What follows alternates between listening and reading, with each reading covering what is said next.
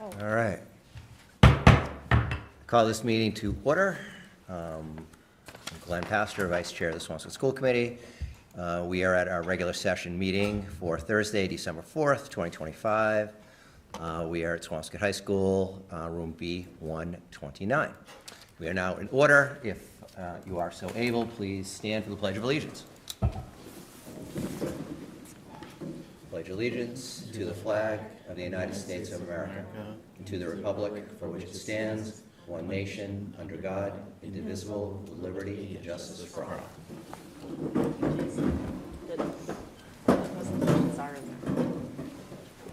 Oh, okay. Okay.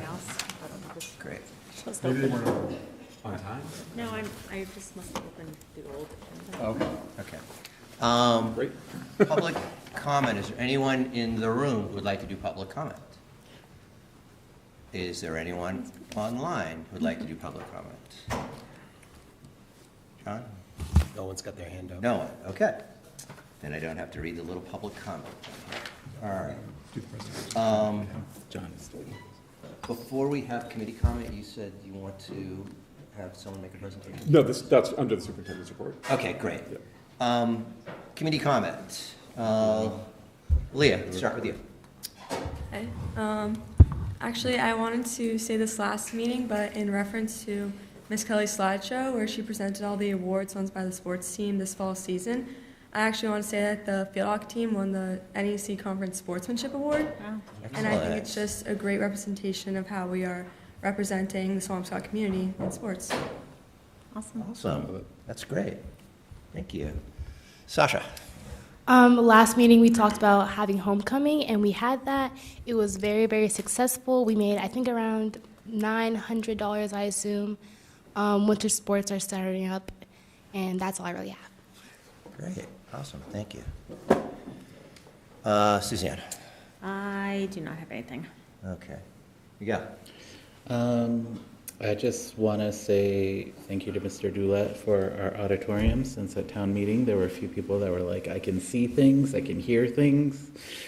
It feels like I'm actually processing information, so that was great to hear. Great. Thank you. John.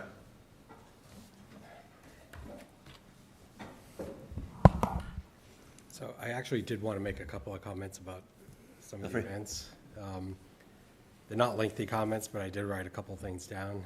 Okay. I did want to begin by recognizing the resignation of our chair, Amy O'Connor, earlier this week. I think this is a significant loss for the committee and for the community. However, I would like to issue a call for a recommitment to respectful collaboration. And I would urge all town boards, committees, to recommit to productive, respectful engagement so all of us can move forward collectively and focus on the needs of our students in schools. I would also like to close with a constructive message, and I hope Amy's resignation is looked at as a turning point, one that will strengthen our commitment to civility and allow us to work together more effectively for the benefit of the entire community. Thank you, Glenn. Great. Thank you, John. Well said. Yeah, very well said, John. Thank you. So I do have several remarks, and I do want to publicly thank the probably 20-odd people I spoke with over the last 4 or 5 days on kind of which way to go with this. It is very tempting to go scorched earth. I think it's deserved. However, as John eloquently said, that doesn't get anyone anywhere. So before I make my remarks, just to inform the community, as John said, Amy O'Connor, who was the chair of the school committee, who has been on the school committee for 12 years, resigned. We are waiting.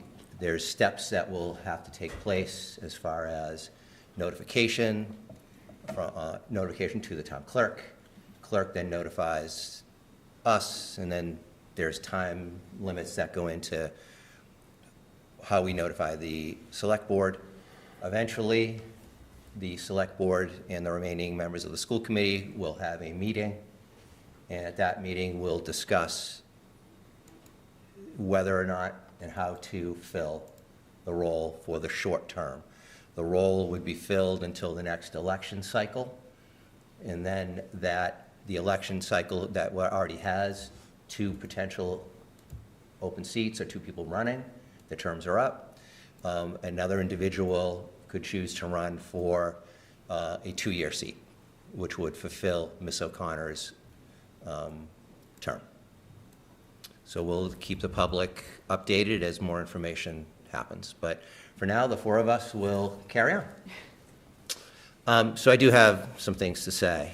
First, I want to publicly thank Amy for 12 years of dedicated, thoughtful, and unwavering service to our schools, our students, and our families. Her commitment has strengthened our community in ways that will endure long after today. Amy deserved better, and for those who may say, but she chose to resign, I want to be clear, that interpretation misses the heart of the issue. Let me bring this into sharper focus. The resignation of Amy O'Connor, based on the reasons she outlined, is not a reflection on her, nor on this school committee, nor on the staff of Swampscott Public Schools. It is, however, a moment of reckoning for our community. We should all take pause when someone with Amy's passion for public education felt compelled to step away because of an environment that had become untenable, an environment shaped by long-standing divisions of an us versus them mindset that pits town and school interests against one another. As Amy stated in her resignation letter, there remains a lack of understanding of today's educational finance. And this lack of understanding erodes trust in the people, the very people, responsible for making our schools function every day. This is deeply unfortunate for all of us. Ms. O'Connor also wrote, painting the schools as irresponsible or overspending or hiding money is an easy trope. It's inaccurate, it's harmful to our town, to our reputation, and most of all, the children in our care that our job is to educate them. This statement is not only true, but it serves as a reminder of what is at stake. This district has amazing staff. The Director of Finance is probably one of, if not the best, Director of Finance in the entire Commonwealth. Ms. Stella has experience not only on the school side, where licensure and education are required, but also on the municipal side, where no licensure is required. Also, we have a new superintendent who is eager, willing to learn, ready to step up, working tirelessly to learn the things that he doesn't know yet. And of course, the staff and students are amazing in our community. Amy has been a valued colleague and trusted friend. If you sense emotion in my remarks today, it's because losing someone of her caliber is personal. It is also undeniably professional. This board and this town has lost a dedicated public servant whose expertise, integrity, and passion elevated every discussion at this table. Her absence leaves a void, and our community is diminished by it. Now my call to action. Let me be equally clear. We do not have to stay where we are. The path forward begins with choosing collaboration over conflict, understanding over assumption, and respect over rhetoric. It begins with acknowledging the complexity of school finance and committing together to learn, listen, and engage in good faith. My call to Swampscott residents is simple. Let this moment move us toward a healthier, more informed, and more united approach to supporting our schools. Our children, our educators, and our community deserve nothing less. If those individuals on the Finance Committee and Select Board are not willing or ready to do this openly and publicly, then Amy's decision will be in vain. Thank you. That was great, Glenn.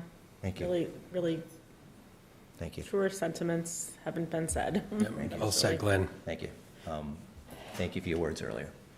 I appreciate that. Thank you, as always. Okay, Superintendent. All right, we're going to start the superintendent's report with a presentation from Ms. Woodfin. John, are you running the slides? No. I'm not a panelist, so I can't. You're not a panelist. Sure. Okay. Let's just give us a second to pull So, up this. One sec to pull up the Technology slides. issues. Okay. Might have to have one of the kids come down and help us with this. There we go. You get it? It's Okay, starting to it's load. not that one. You should be now. Can you, Okay, that was thank you. tempered, it was good. Yeah, you're welcome. Thanks for coming, everybody. Hi.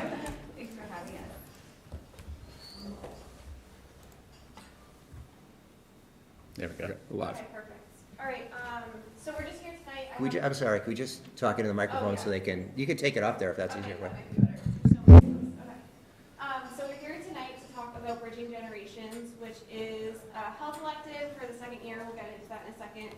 First, I'm Hadley Whitfin. I'm the health teacher here at Swampscott Hold on one High sec, School. I'm sorry. Oh, Just we just want people who are watching or who are going to watch it on video to see it, to hear you. oh, did I turn it off? Oh, I turned it off. Figures. Looks good. Wait for it to turn green for a second. We are doing microphone etiquette for the people online. Right, just wait for your speech class in your freshman year in college. Okay. As long as you hear yourself in the room. So really quickly, I'm Hadley Woodfin. I'm the health teacher here at the high school. This course wouldn't be possible without the people here, some of the adults as well as our students that are in the lovely course. So I'll pass this quickly and we can all introduce ourselves. I'm Sabrina Clopton. I'm the Assistant Director at the Swampscott Senior Center and the Outreach Social Worker. Hi, I'm Siobhan McDonald from Granger Street Studios, and I'm the facilitator, certified OMA instructor. Hi, I'm Eve Byrne, and I'm a junior at Swampscott High School. Hi, I'm Alex Reams, and I'm a junior at Swampscott High School. Hi, I'm Evelyn M., and I'm a junior at Swampscott High School. Hi, I'm Max Zapenko, and I'm also a junior at Swampscott High. I'm Brooke Oppenheim, and I'm also a junior at Swampscott High. I'm Janera Shaquez, and I'm a senior at Swampscott High School. I'm Simon Ramos. I'm a junior. So really quick, I don't know if we want to just go to the next two slides. So Bridging Generations is a quarter class at Swampscott High School. Students are in my class as part of the health department here. Really the focus of it is an intergenerational program that really helps bridge two generations, our high school students with our older adults living in Swampscott as well as some surrounding neighborhood towns. Really trying to decrease the stigma that surrounds aging within our society and promoting a more connected and inclusive community here in Swampscott. And if you want to just click, thank you. This class, honestly, I never thought it was possible. I remember when I interviewed for my job at the senior center, and my director, Heidi Weir, said that she wanted to conduct dementia-friendly training in the high school. And I was like, is that really going to happen? And now we have students that walk around with Massachusetts Dementia Friends buttons on their backpacks. So I just think that Hadley's class is the culmination of a lot of vision and her hard work. And it's really just been such a success. I think Siobhan can explain the OMA program, which is the program that kind of led to the development of the class, and the class has brought us so many more opportunities to make some really awesome connections. Thanks, Sabrina. I want to keep this brief because we have so many students, but I was doing work, visual arts and art history programs in a lot of different facilities, memory care settings, et cetera, and not satisfied with the art making piece when I came across OMA and went and did some training in Virginia. OMA allows people who are living with dementia, who, have led full, rich lives but don't have access to all of their cognitive abilities now. Now they have this new richness as teachers and artists. It lets them leave a legacy of artwork. It lets them build relationships with students.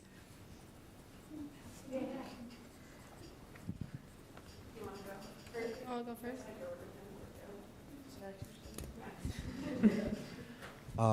I want to talk about the real life applications that OMA has helped me see. From my own experiences, and I can speak for my classmates as well. When I first came to OMA, now compared to before when I took the class, I can definitely say that I will be more confident going into a situation with a person with dementia or any memory issues. It can help me identify what they have, or how can I speak to them. And dementia is it's a real thing in society, and helping students like us know how to deal with that, it's very important. All right, that's all I have. Okay, so I just wanted to talk about the training sessions that we have during this class. It's kind of the classroom part of Bridging Generations. So Ms. Siobhan, she gives us 4 training sessions, and it's basically where we learn about dementia and just the different types, and also how it can affect people. I think one of our biggest takeaways from, as a class from these training sessions was learning about how dementia isn't a normal part of aging, and also before going to the senior center to actually do our art projects with the seniors, was kind of just learning that their actions or some of the things they might say might be different or catch you off guard because their disease, no matter how progressed it is, kind of just, it can be different than you would expect, and just kind of teaching us what to be ready for.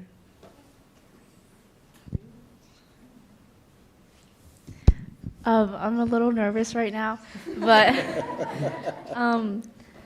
going on to what Alex said, I think definitely all the training definitely helps. I also think that putting our learning skills onto what we learned in class, and then going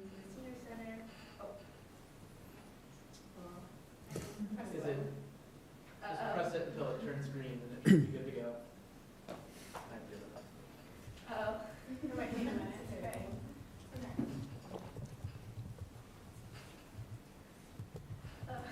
Hold on, another one's coming for you. Oh, it's green. Okay. It's green. But as I was saying, I think putting what we learned in class and then going to the senior center, I think definitely it teaches us to be patient with one another, because I know a lot of people that have sent their grandparents to or have put their grandparents into nursing homes and stuff. I know there have been stories where their elderly have been or people with certain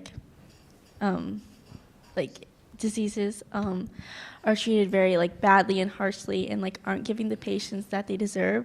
So I definitely think that this class teaches us to be patient with one another, and I think it's a very good class to take. And I also really enjoy it. Who's next? You did great. Excellent. I want to talk about the positive effects on both the students and. Sorry, we're going to have to switch out with this one. I think that one's having some issues.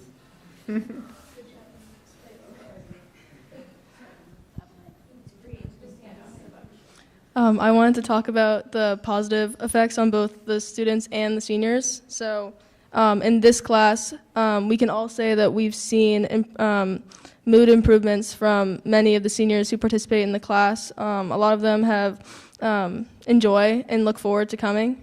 and a lot of them have just become a lot happier since being there. And I can personally say I look forward to going over to the senior center. It makes you feel good to help out, and also I think it helps build character for people to be able to work with people of different ages and with people with dementia. And yeah, that's all I got. So we've spent a lot of time talking about how impactful it is and all the positive outcomes, but I wanted to just say that although majority of the takeaways are positive, it does kind of pull on your heartstrings a little bit to see these people with such amazing stories and memories, and you talk to their caregivers or their spouses and they tell you how amazing they were, and you can just see that decline, and it makes what we do feel a lot more special because we know they're struggling, we know their caregivers and spouses are struggling. So just seeing that decline, and then by the end seeing them kind of feel that happiness again, and it makes you feel like you've done something good. And I don't think enough light is shed through these programs on how sad it can be sometimes, seeing, them be in a semi-conscious state and then their disease just take over and they're saying things they don't mean to say, doing things they don't mean to do. And it's sad, but OMA has really helped them, and I think we've all seen throughout all of our partners that they come in happier each time. Touching on what Eve and Brooke said, I mean, for me, I love the OMA program. It's like my A days are more of my harder class days, so having that fresh air walk to senior center, and then you're connecting with these amazing people. Personally, our last OMA meeting, which was on Monday, I had this amazing elder senior, and he was telling me his amazing stories about Greece and how he migrated over here and he was a hairdresser for 60 years. And I know dementia really is hard on memory, so I know for him it was so touching and so amazing for him to tell his stories. And when his wife came in, his wife was so impressed and all the stories we were saying. I talked to him a lot about the history in Greece, and he was telling me how I have to go and visit. And also I lost my train of thought. Also, amazing thing was I got Siobhan literally the whole entire time. We're just sitting down chatting for pretty much majority of the time. It took a while for him to get to the art because he would paint something and they'd be like, okay, Greece is this, you have to go. So honestly, it's amazing seeing all the memory they have, all the stories they can connect on. I would like to say Bridging Generations is an amazing class, and I love the OMA program. And the connections we build with the older generation is so amazing. And being able to bond over art and creativity and have good conversations with them is just so fun. And I'd like to say, me personally, I see my grandparents maybe once a year each, and just being able to hang out and bond with the older generation is a treat.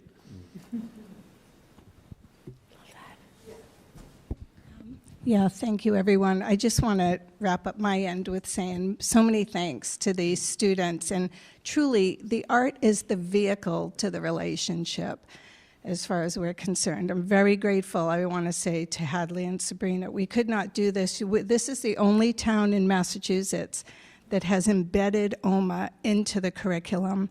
And I do OMA in a couple of other towns as summer programs. Swampscott is very special, and that shows on the OMA website. They have highlighted Swampscott many times, so thank you to the town, to the school committee, and to you two.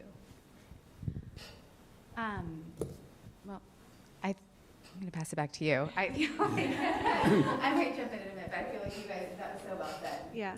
And thank you guys for coming and saying a few words about Bridging Generations. There is a slide towards the end with a picture of the art on it. The next slide, I believe, is some of our kids. Yeah, this is our current kids with some of their partners actually doing Bridging Generations and OMA in action. And then the next slide, we already heard from the kids. the most important part. We really want to invite you guys to our upcoming art show. This is really wrapping it up, and our kids, we get to see their partners' artwork. We frame it. It's really, really nice. It's a little reception. It is during the school day. It's on January 14th over at the Swampscott Senior Center. I believe the timing of it is 12:30. 12:30, right after our program ends. Yeah, so 12:30 to the rest of the afternoon. So anyone in the community, anyone here tonight, we know like our kids love it. The families come and the participants' families come, and it's a really, really great way to showcase and wrap the whole course up together. So we'd love to see any of you guys there on January 14th. Thank you very much. Thank you. Ms. Woodman, can we ask you a couple questions? Yeah. Anyone? Miguel, any questions? No, I was just gonna say it's great to kind of see that, especially having younger generations with older folks, and recommend do more art, do learn more languages, do everything you can to help yourselves, but you're helping the community, and that's what's really important overall. So, thank you. Thank you. John? No, I just wanted to thank everyone for coming in. Those were great stories, and trust me when I say, you know, you're young now, but you'll carry this experience for the rest of your lives, and you'll look back on it with, I think, really great memories and a great experience. Suzanne? This really resonates with me because I had a father with Alzheimer's for a long time, and my 4 kids and their 3 cousins that live in town spent a lot of time at Bertram House with him. And I think it took a long time for them to sort of overcome some of their fear of some of the older people and what they were saying and how to act. And I think it's like awesome that you guys have that skill right now, because it's like John said, it's going to carry you through life, and it's going to help your own life and your own relationships with the older people in your life, and it's just a really special opportunity you guys got, and I love that you guys did this. And I'm really happy that we're like probably the only high school, I think, in the United States that has a senior center built into it. So I think that is really cool and special for all the generations. Thank you, Sasha. This was really amazing. I think this is truly beneficial for both the students and the senior center. I think that you guys should definitely promote the art show more, because I haven't heard of it yet, and I think many people would be glad to attend that. So thank you. I think this presentation was amazing. I think your program is awesome. I really like how you've been able to incorporate it into the school day for the students, and I can't wait to see it continue to grow. Great, thank you. Jason, any thoughts? Yeah, thank you so much. That presentation was incredible. I would say I was lucky enough to see one of the classes, and the 3 words that you all touched on was sort of the patience, the calmness when you walk in there, and the kindness. So something we all, strive for, and we need a little bit more of in the community. So thank you so much for all that you do, and thank you for bringing this program to the high school. Thank you. I also want to say thanks. It was really eye-opening. Again, congratulations on being, the first. I can tell you way back in the day, my brother Mark, who helped build the school. That was the way it got built, was to put the senior center there. I guess I have just a couple questions, and either anyone can answer. So your first day when you walked into the senior center compared to, let's say, the last time you walked into the senior center, I'm so curious. Because, for instance, for me, I never had grandparents, ever. And so I'm just so curious of the first day to today. So I think I can speak for all of us when I say the first time we walked in there, we were definitely all a little nervous. Siobhan was telling us that we didn't have time for all the training sessions where usually you finish training before you go into the senior center. So we all kind of went in, not blindly, but a little rushed. So I think we all sat down and were a little nervous, especially being prepared, like, are they going to say anything we don't know how to handle? Are they going to be talkative? Are they going to talk to other people? Are they going to be in a good mood? So, because you've never met this person. So I think the first time we walked in there, we were all a little bit on edge. And then I know we all left with a smile on our face. And now we all still have the same partners for the most part. And so the bond's starting to grow, and we walk in there excited now instead of, nervous. That's great. Thank you so much. Thank you, guys. Thank you again. Keep up the great work. You. Can we go to that one? That one? Yeah, the cabinet. It's all you. All right, great. So next up is our highlight of the Swampscott High School Student Cabinet that we're starting with the help of Ms. Zotto and Ms. Kent.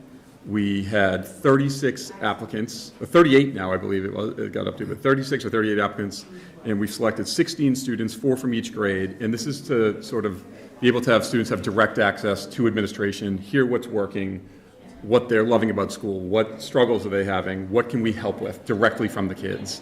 The idea is that we're going to have our first meeting a week from Friday. They're getting their letters that they were accepted tomorrow, and the idea is to have 1 meeting a month for the rest of the school year.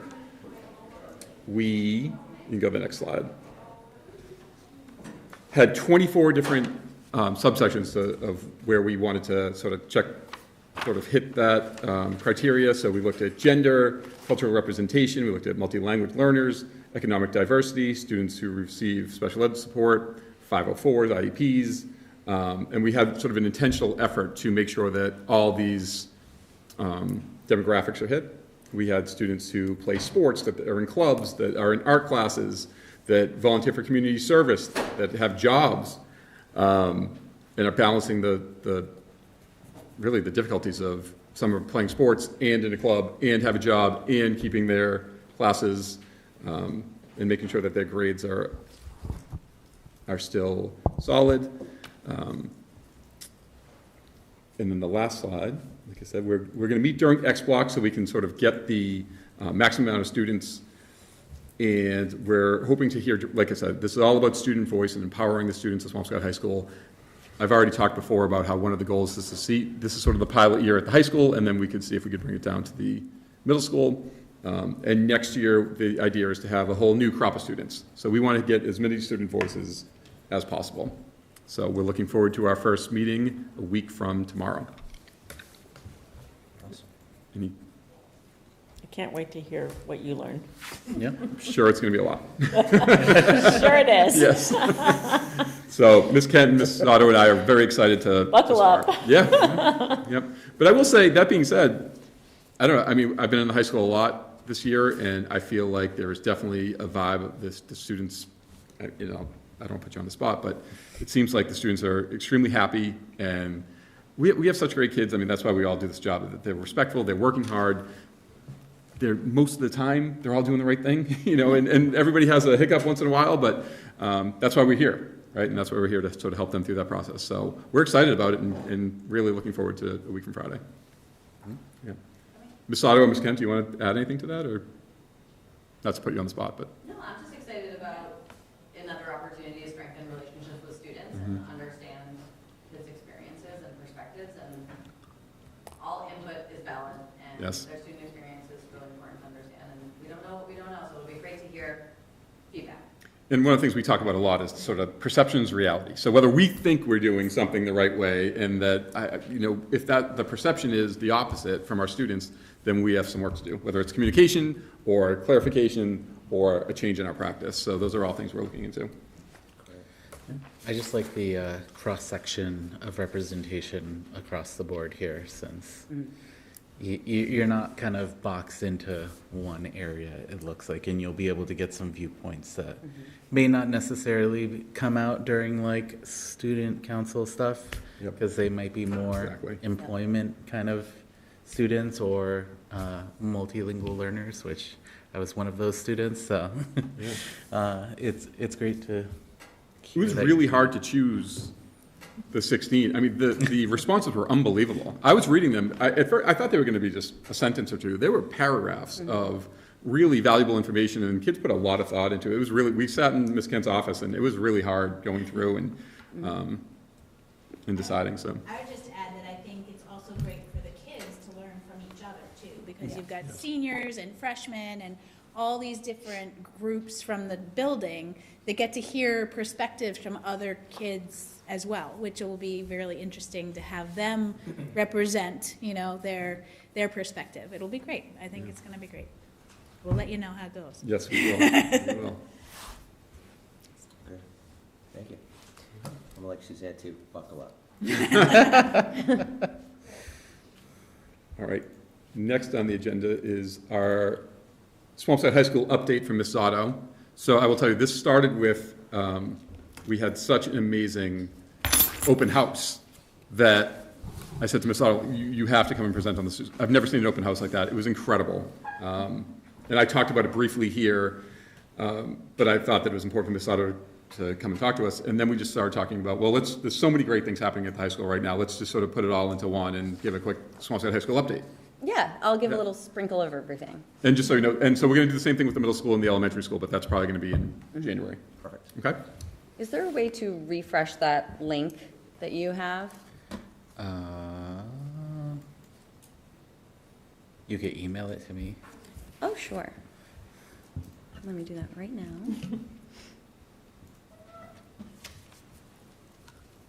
Miguel, can I share it with you via Canva?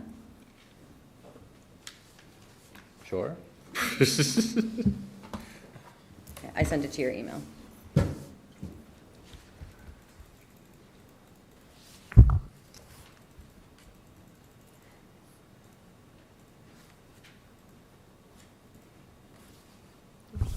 Oh, thank you. I appreciate that.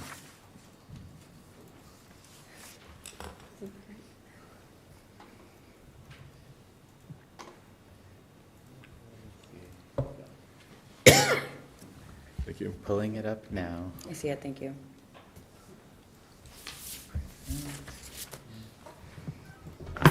There we go. You might need a magnifying glass for this. I couldn't figure out how to print it. I'm sorry, you can sit on the pass it on. This is just. It just looks like black. I know, I'm sorry. Yeah, I worked on it for altogether too long. I'm just kidding. Sorry about that. Sorry, Sal, sorry. It's okay. This is just for the list of activities that we had on open house night, just to give you a sense of going back and forth. Thank you.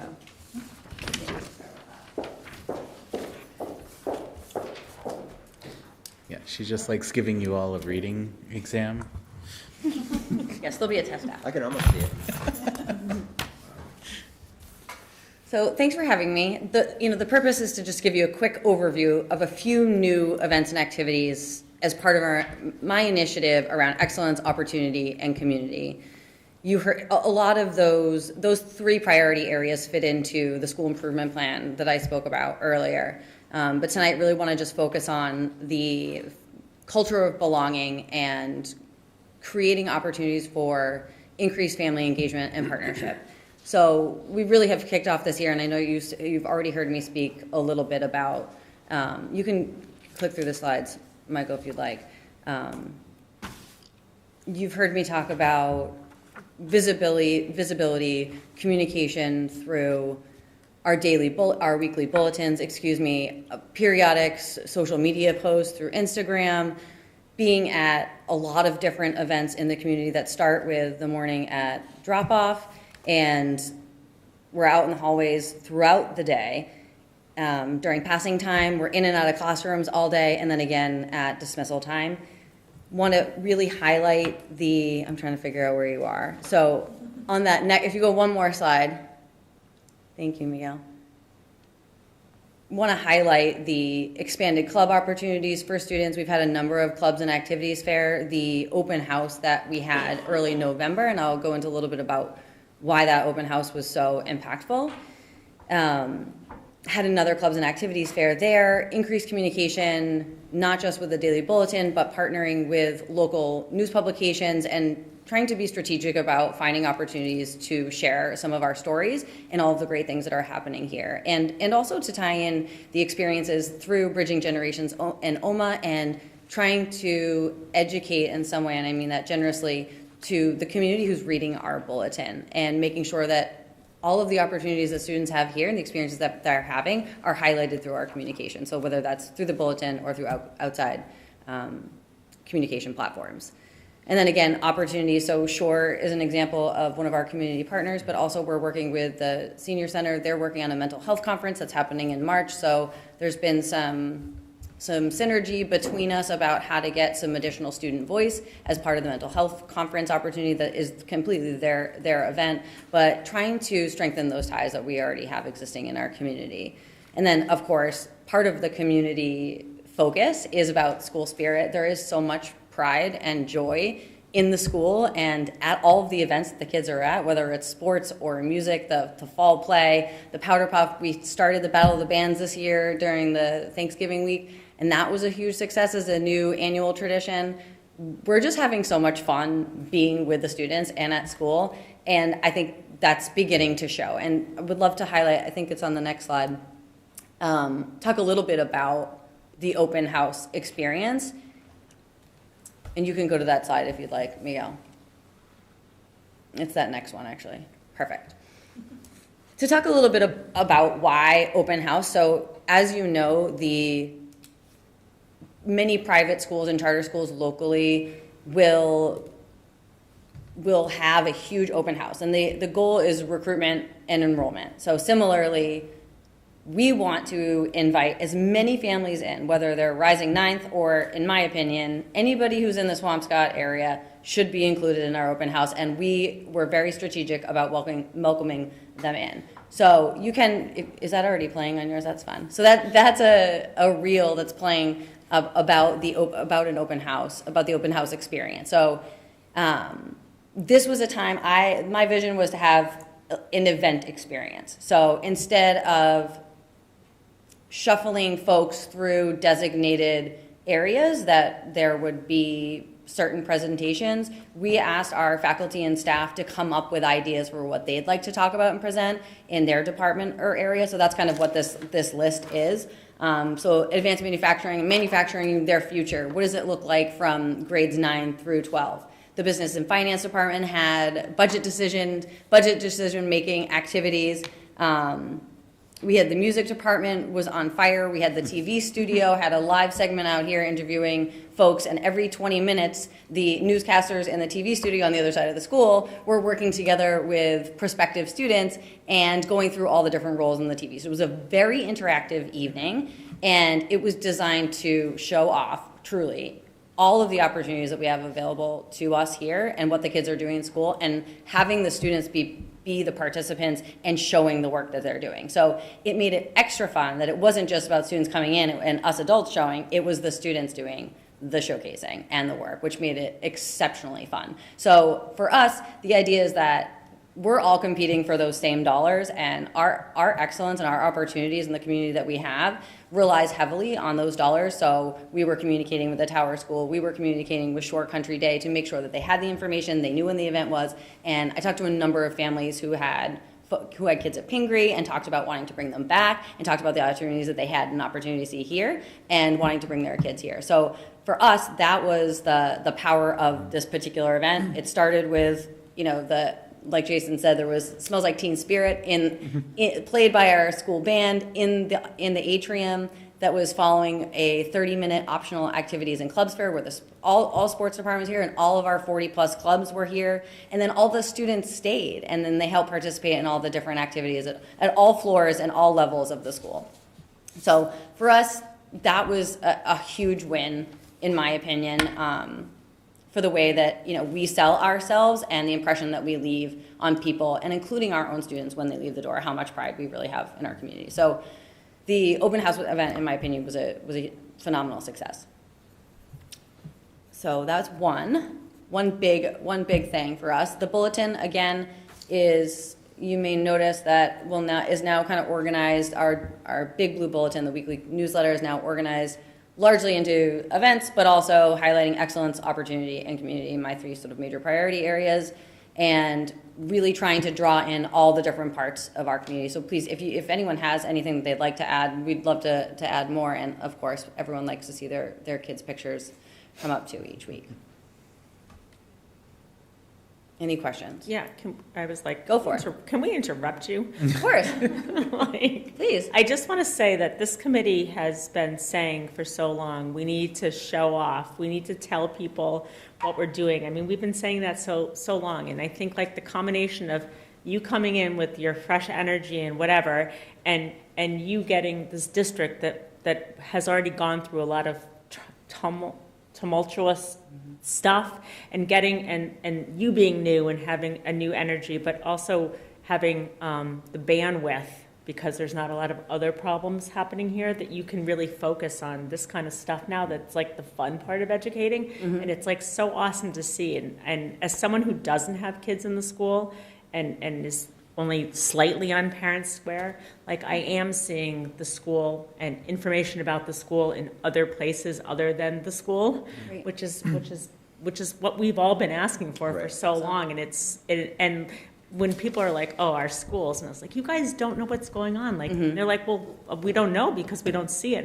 And we've been saying, show it off. And it's, anyway, long story short, it's awesome. I was going to say, it's intentional. I mean, this is something we Right. talked about, Emily and I talked about from the second she was named as the next principal, that there are amazing things happening here. We need to show it off. One of the things about even my newsletter is, if you've noticed, that I highlight all 3 schools, because I want somebody in elementary school to realize, wow, look at what my kids get to look forward to when they get to Swampscott High School or when they get to the middle school. There's so many amazing things happening district-wide that I think schools, generally speaking, don't do a great job with PR, but we might be the outlier right now.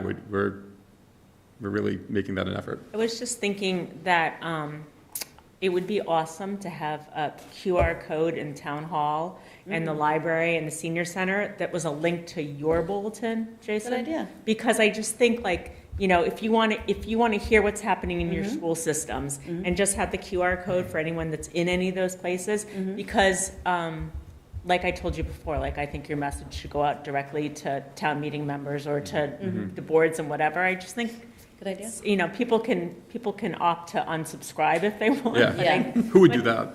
Exactly. But I think, like, you know, Yeah. whatever. It's like We are so sending it great to all the because boards. there's only 2,000, you know, families, whatever, with kids in this town, or Right. whatever the statistic is, 20%, right? So to hit the other 80% is huge. Yep. Yeah, I mean, I completely agree, and you know, like Suzanne, we talked about this, and talked about this. Right. And so you can definitely feel the energy. Great. You know, we were talking, you know, it came for volleyball, and my, although I don't have kids in the system, I still have 1, 2, 3, 4 that are my 4 great nephews and nieces, and 2 up here, and one's a senior, and they're happy, a freshman and a senior here.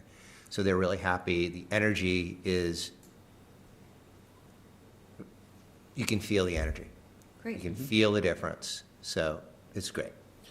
Yeah, I was gonna say, I know some people have like asked for updates of like how we're doing on our core initiative, and every time I see any of these things, it's like, this is it. We are engaging with the community. We are getting our students out into the public more, and also engaging with the community in various different levels. Senior center, out on the fields. Yep. And it's just great to kind of see it, but also, as Glenn was saying, like, you can see it also in the student body, when the kids are out and about in the community, that they're wanting to engage and not just kind of, let me move over to the side. That's great. It's great to hear.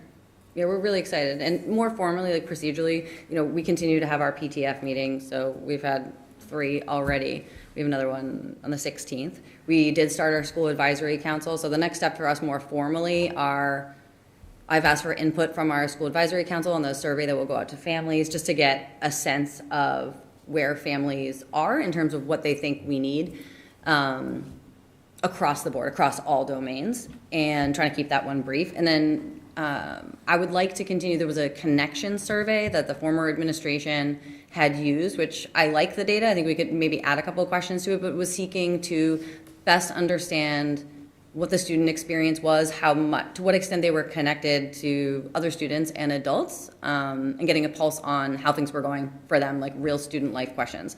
So I like that. I'd like to be able to use that and leverage some of the existing data that we have. So I actually owe our students a follow-up to talk to them about their input on that, but that's coming soon. So we will have surveys going out to get more both quantitative and qualitative data about their experience in addition to the cabinet, which I think is great. And I also wanted to give you a quick update, some snapshots from class of 2025, but also kind of where we are in 2026. Jason, feel free to ask me any other questions too, and if you are curious about things, I can always go find out the answers and get back to you. But wanted to kind of highlight how last year, how impressive the admissions results were last year. And, you know, I don't want to diminish any of the student experience and their talents and skills. We had an amazing group last year. We have an incredibly talented senior class this year also. There were some material changes with the way that we did GPA, and we made that decision to remove rank, which I think was a long time coming. I'm so glad we did. What happens when you remove rank from the student reporting experience? Naturally, it's going to reduce the competitiveness among the students. However, there's a real focus from the college admission standpoint, a real focus on the value of the GPA and the classes that they were taking. So instead of really just looking at the rank as the number that pops out, college admissions committees and employers and military and whoever is evaluating a transcript is required to really value more the experience that the students have and how that's paid off in the GPA, which is described throughout the transcript. So that for us, I mean, as a former counselor, that was a huge win for our students. That was a no-brainer to do that, to remove rank. And we can see, in my opinion, that it paid off. Two of our students were Ivy-bound schools. I'm not telling you anything that's not public information. We're not the valedictorian. So that says, at least minimally, that our students, also who are high-performing and deserve to be at that level, are getting in at that level. So I think that's a huge win for us. So that was great. Thank you for the support in that. That's kind of 2025 in a nutshell for their graduation. I know you guys have already heard about 2025. In terms of the snapshots for current applications, we've had 110 students so far apply. 860 applications, that's crazy. For just those 110 students. 204 different colleges and universities, but 860 applications overall have gone out. So of course, the students are applying to the same colleges. Again, talented and dedicated senior class. I've known of only a couple admissions answers coming back. Obviously, it's early December, so early action, early decision kind of come late December, typically, and then January 1st and 15th are the regular decision deadlines. So we'll begin to hear those in March and April, but we should know in the new year how those early application deadlines, how those returns were. We know about a Villanova and a BC, so we're excited about those kids. That's all I've heard, though, so far. But we're excited. The AP test last year, I think it's very interesting. Over the 4 years before last year, we were hovering in terms of test administration somewhere around in the 400s. Last year, we administered 603 tests, which is pretty amazing. So 271 unique students, 603 tests overall. And still, 80% of those 271 kids scored a 3 or higher. So again, I know for the sake of the audience, though, for AP tests scored out of 5, there's no like pass fail really. It's 3 or higher is generally considered passing this competency. So 3 largely is considered by most colleges, not all of them, by most colleges and universities for credit. The more selective colleges and universities tend to have their own ideas about how they're going to accept credit. However, when students are receiving 3s, 4s, and 5s, they take those scores, apply them to show their colleges wherever they're going, and then they are able to earn credits towards either their degree or their major or in general to the college or university. Sometimes the schools won't award the credit. However, they will allow the student to move forward and jump over like an intro to psych or an intro to social, those intro level courses, and then the students get to take more advanced classes earlier, therefore doing more advanced classes later on, doing internships later on, double majoring, graduating early. So depending on the college and university. That's all to say, not everyone has to take an AP class. However, about 80% of our students are taking at least one AP course in any case. We've got 18 or 19. We alternate on some years, as you know, for some because of enrollment. Some wouldn't necessarily support it every year. So for example, AP Chem doesn't necessarily run every year because of enrollment numbers, and we want to be mindful of our teachers. But that's very exciting. So that was last year. Excited about next year, and want to just bring to you. We're still, and obviously I'm looking at Sarah over here too. You can continue, Miguel, through the slides if you want, just for fund more pictures if you'd like. But we have submitted the first portion of the application for our third innovation pathway, the TV, media, arts, and design. And we were approved to go on to the second part, this part B, which is a more intensive, more rigorous part of the application. But, you know, all signs are pointing to yes for us, which is really, really good. This will be the third innovation pathway for our school. Again, for us, we want the competitive edge. We want to be the only school that's offering this cool thing that's part of our curriculum, like the senior center. We are doing groundbreaking experiences with the kids that really where they're being able to lead and learn and apply their skills in real time, which is really exciting. So the TV, media, arts, and design is going to hopefully be able to accomplish that same thing as we have with our two prior pathways. So again, tying into the idea of excellence, opportunity, community, we're trying to hit all those buckets with every decision and program that we're looking at moving forward. That's kind of the sprinkle overview. But I will look forward to come and give you a more state of improvement plan goals too. But this is the gist. In my opinion, things are going great. We're having a ton of fun, and there's a lot of excellence that is happening during the day. And of course, kids are I will say the seniors are having a tough week. If anyone's seen a senior lately, I've seen some tears this week, and I think it's a tough time of year. They've got a lot on their plate. There's decisions coming back. They're still doing college applications. I think beyond that, we'll just take care of a little extra TLC for a bunch of our seniors, but that is not atypical for this time of year. But other than that, there's a lot of joy and happiness in this building, I think. But obviously, you students can speak for your portion too. Wow. John? I thought you were going to put our student reps on the spot. Yeah. I was. You get a chance to kind of get your thoughts together. Okay, so thank you, Principal Zotto, for that. Sure, my pleasure. That was very informative, and I think one of the things that has struck me, and this is not a criticism of prior administration or anything else, I can see a just marked difference in the approach and the energy. So I think all those are positives, and a lot of things you highlighted, I think, speak to that. So I'm anxious to hear, your more details going forward. But this was great to hear. So thank you. Great, thanks. Sasha. I've definitely, for the past few years I've gone here, like this year is definitely different. I felt more uplifted to be here, especially with the open house. I do Big Blue News, so we did the recording studio stuff. I think definitely I was receiving good feedback from both students and parents that were definitely like, oh, wow, like my child is interested in film. We are definitely staying out. And that was the point. I talked to Mr. Dula about it, and he was like, we have to convince people to stay. I was like, yeah, let's show them how it's done.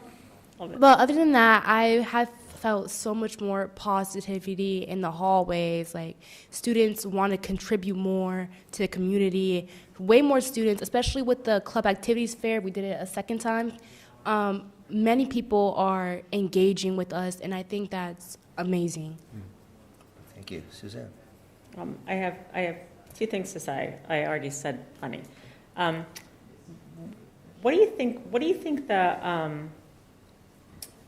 the impact of not using cell phones is contributing to this engagement and happiness?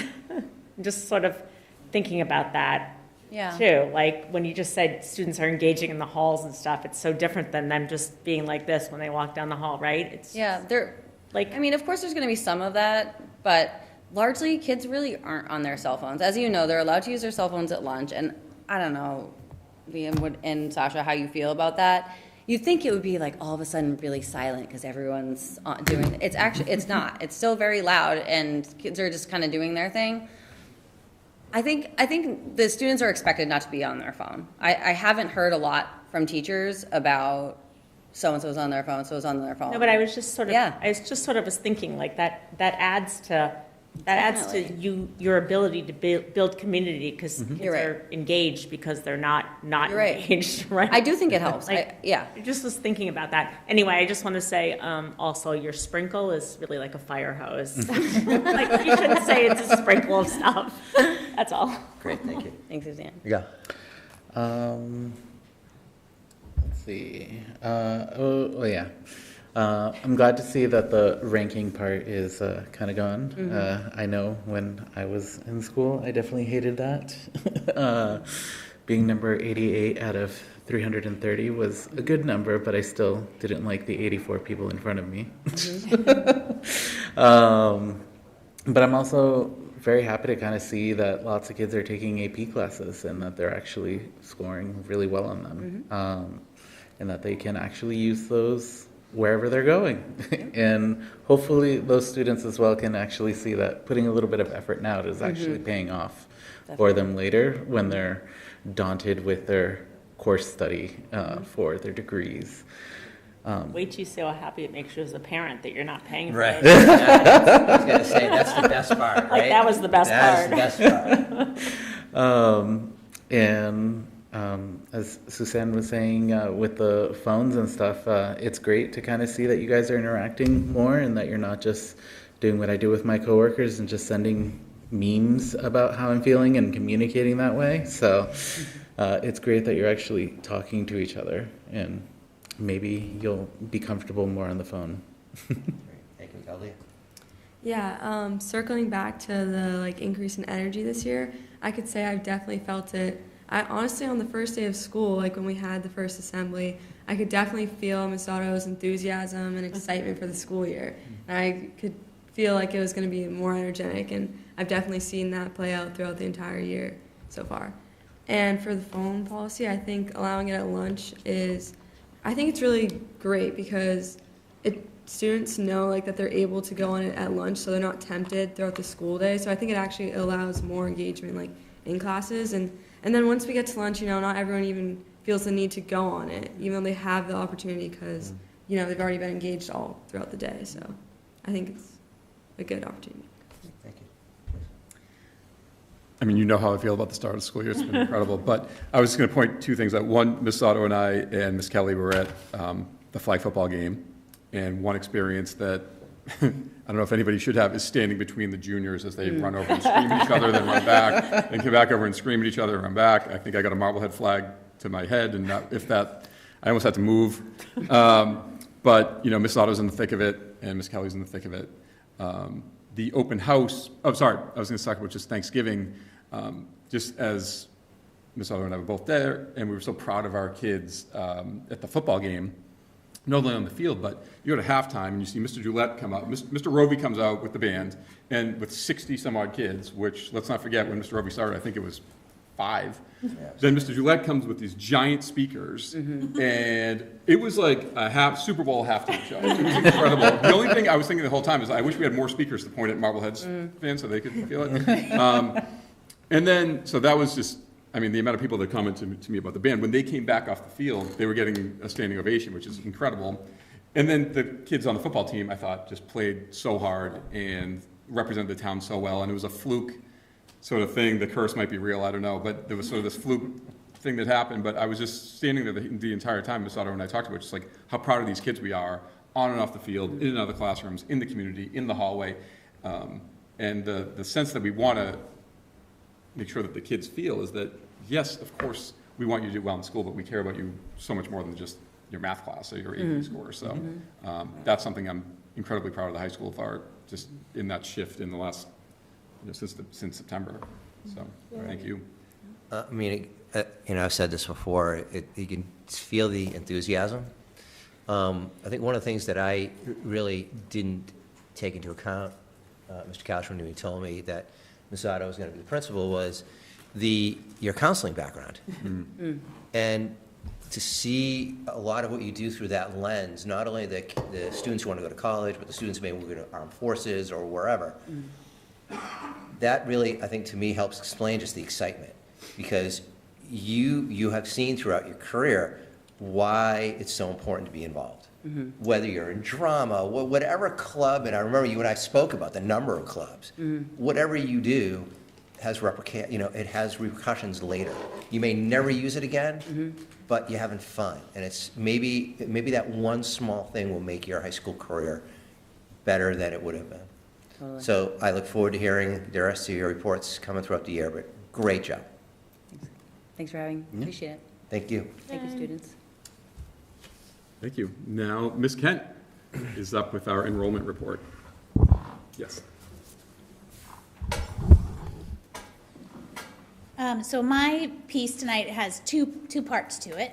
One is sort of the more traditional, what we sent in our October 1 report to the state, which is done every year. And then I would like to share with you a new data platform that we have that we're using for more day-to-day use. So I'll start with the October 1st report. Most of this was put together by Jessica Hanna, the registrar. And since July 1st, the October 1st report goes from July 1st, the end of this one school year, till October 1st, and we had 121 new students enroll from the end of school to this, till October 1st. And if you look at the next slide, you can see where they went, when they left, where they went to, which is a little out of order here. But you can see that most stayed in Massachusetts, the students that left us. And not very many actually went out of the country. But the private school is what Emily is working really hard on, keeping that yellow part smaller. When they came to us, next slide, is where they enrolled into the different grades. So you can see that the middle school had quite a few new students enroll. Grade 6, you'll see in the data later too. Grade 6 seems to be a turning point here. And the next slide. And where they came from looks very similar than the last one, but it is a slide that shows you where they're coming from. Next one. And this is the more traditional, Tricia Nottingham put this together. It says where students went, where they went to Essex Tech versus private school, etc. Total withdrawals was 81. And this is the official report that went in. And you have links to all of this in the agenda as well for the actual data tables. This was the official October 1st report. So 2120 was the number that went in, which includes our out-of-district students. I'm not sure, but I can offer to answer any questions about that part before I move on. We good? Okay. So we also have partnered with a new data partner called Open Architects. It's kind of a strange name, but it is a group of educators who have gone into the data world to help schools take the data that we get from multiple sources and put it into one place for us so that we can manipulate it and we can play with it and see what's happening in gaps and groups and sorts and all kinds of things. So it's very exciting. If you go to the next slide. What they do is they give us different dashboards, and this is just a little clip of them. But every night it syncs with Aspen. We've signed, data confidentiality agreements and everything. And our dashboards right now include attendance, behavior, MCAS, access, iReady, course grade, student profile, student explorer, which is more by group, AP, SAT, IEP management, and enrollment, which is why I brought it to you tonight, because you can see some of the things we can do with it with enrollment. And every night it updates. So if a new kid registers, they're in here. If a kid leaves, they're out. If things change, a teacher leaves, whatever. Overnight, it's current. Go to the next slide. So currently, this is now, right? Not just from October 1st. This is, I think, December 1st. I think I pulled this on December 1st. This can show us how our enrollment is doing compared to the year before, which is behind. And if you click, Miguel, there should be another, yeah. And you can hover in real time and see what the numbers are on those bars behind. So you can do some math and figure out what's changing. Okay, next slide. You can also see by school. As I said, you can look at things in many different ways.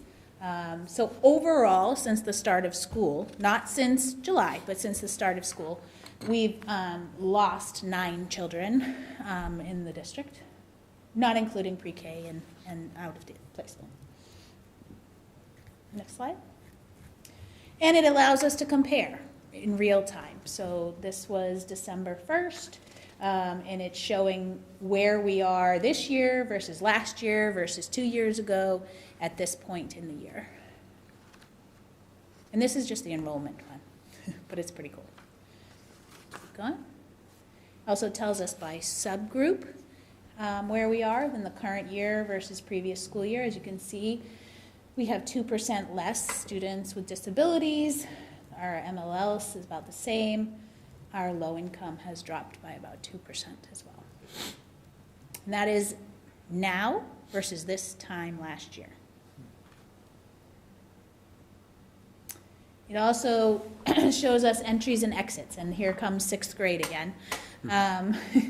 We've had 6 kids join 6th grade and 1 kid leave 6th grade. And you can see that in the entries and exit by school, middle school looks a lot, but that also includes the pre-K. But overall, in the entire district, since the first day of school, year to date, we have a net change of 5.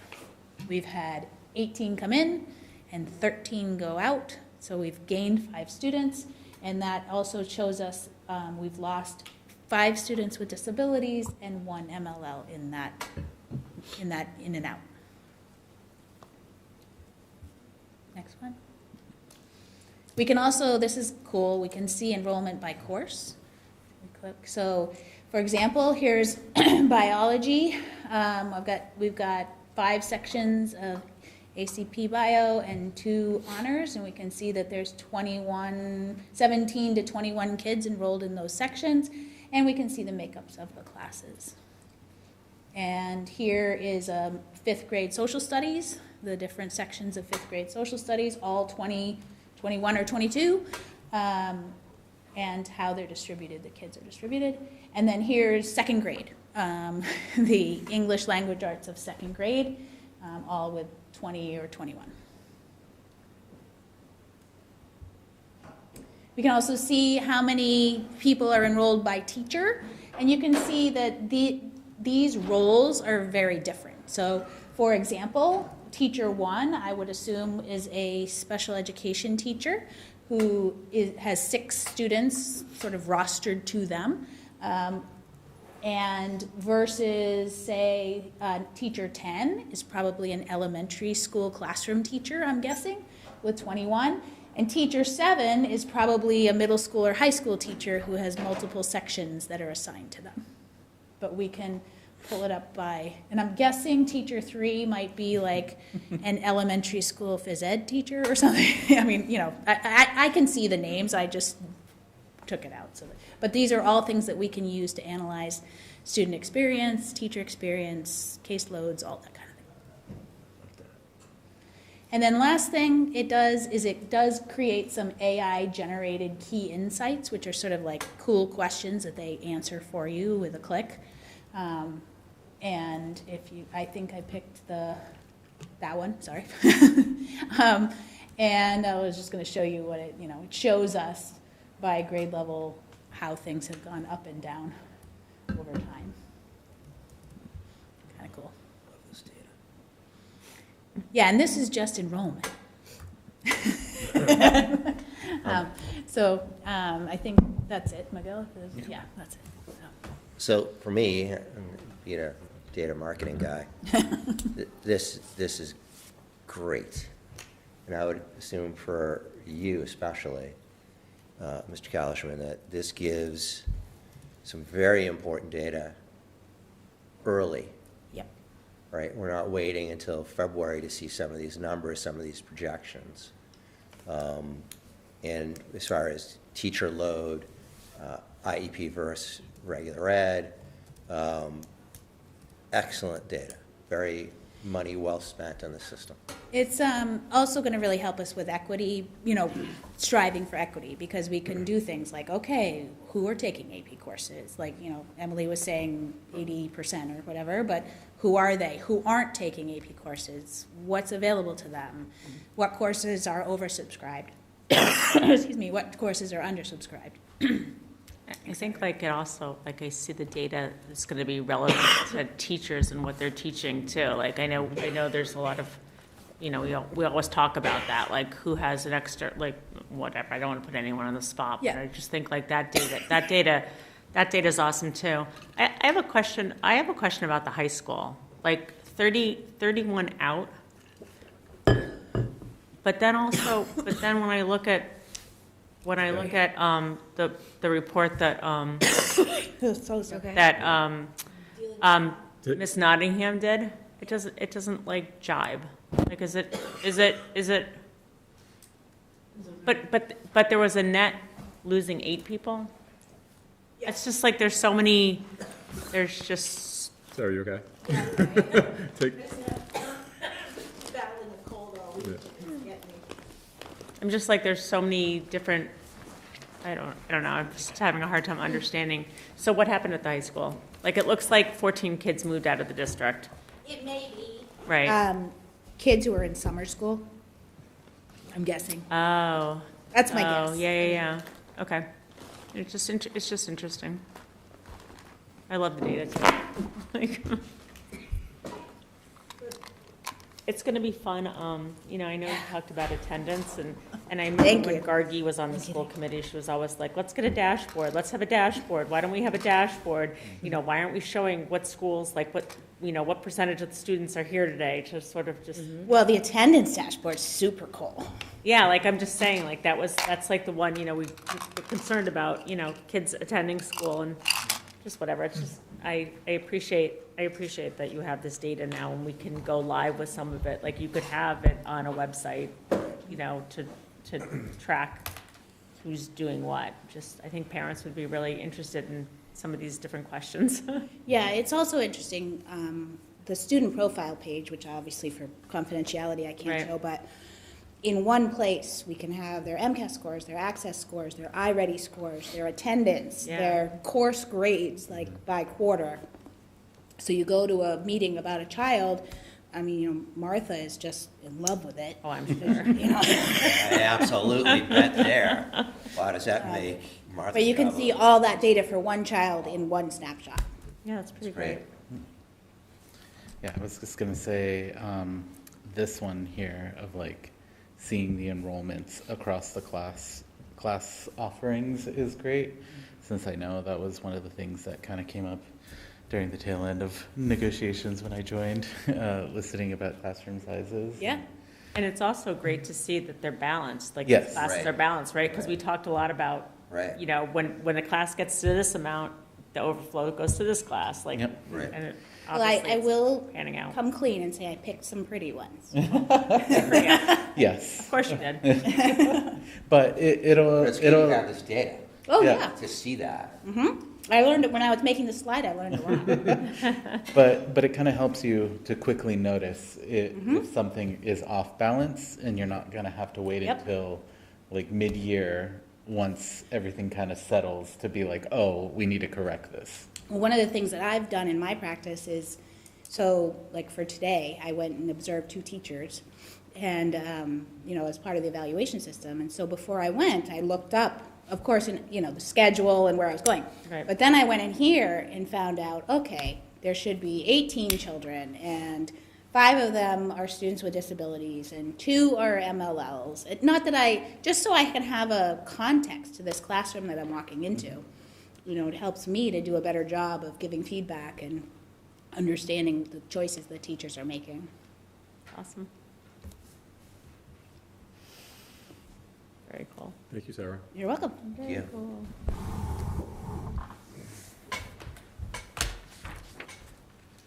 I'm going to skip the chair and anything for subcommittees.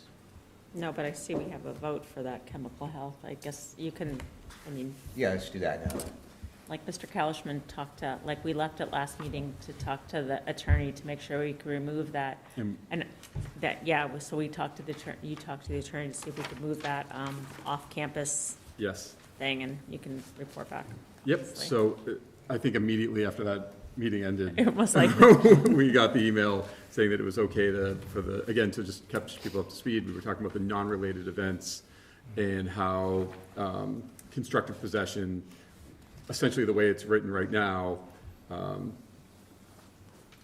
we're making it essentially more of a punishment for a student that was doing something off campus on the weekend and makes a mistake versus if they were in the school. So what we discussed was that a lot of things get brought to the school's purview to fix and to our table that aren't under our purview, sorry. And I think this is one of them. On the weekends, outside of school, are something that we want to support parents, obviously, and support families if we know that kids have made a mistake, but we don't want to make it sort of have a punishment for that. And one of the things we wanted to check with the lawyers, that could we do that, but also be in alignment with outside organizations like the MIAA, and our law office has said, yes, we are. So that highlighted piece of non-school related events is something that I'm asking if we can sort of strike from the handbook and from our policies and make sure that we are, again, we can always be supportive. Mr. Raymond talked about that last week. We can always be, or 2 weeks ago, we can always be supportive in what we're trying to do to help families, help kids. That's what we want. We want them to come to us if there's a problem and not worried about sort of having a punitive response. And the way it was written, and quite frankly with the MIA, sometimes things are really hard to navigate, and we're not lawyers, but we're also not looking to get kids in trouble when we don't need to. And this is one of those things where we can sort of safely make sure that our kids are doing the right thing and being supportive, but also not overstepping our bounds, in my opinion, that we're dealing with something that, quite frankly, that's what families should be dealing with on the weekends. So Great, thank you. Any other thoughts? No, we about just that? did, I mean, No, I think we said it the last time, right. I think there's a No good doubt. consensus here to do Okay. this. Can someone please make a motion to accept the updated Swampscott Public Schools chemical health policy for its student body? I'll make the motion. Someone second? I'll second. All those in favor? It is unanimous. All right. great. Okay, we have 3 donations in regular session minutes. And I can combine all this to one vote? Is that appropriate? Yeah, we can make a motion to put B, C, D, and E in a consent agenda. Thank you. Can someone please make a motion to put B, C, D, and E on the consent agenda? I'll make a motion. One second. Second. All those in favor? Okay, fantastic. Okay, so I'm going to read these. Here we go. The first donation, First Light Home Care.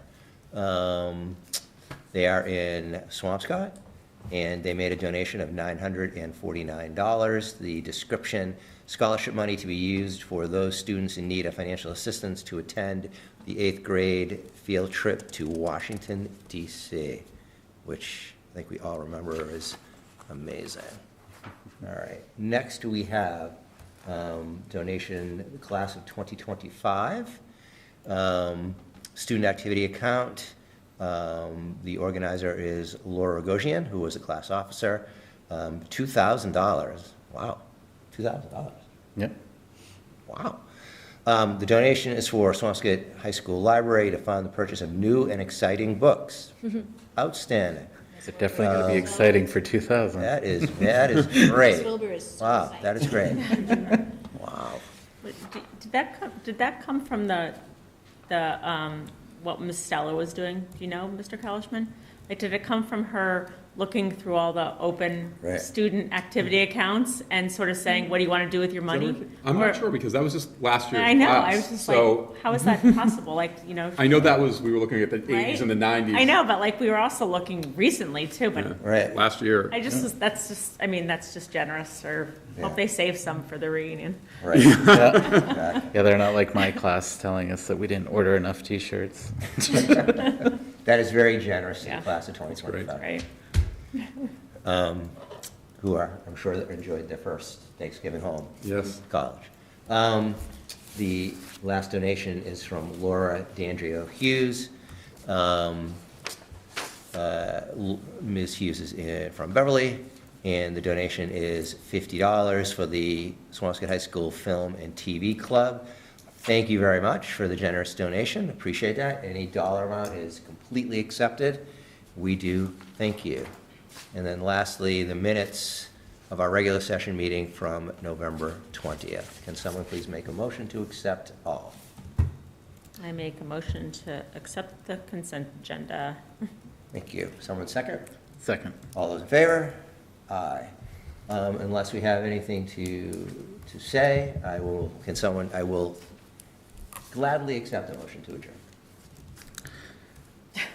Oh, I will make that. Unless we want to just chat. I'll make a motion to adjourn. Anyone want a second, please? All those in favor? We are adjourned.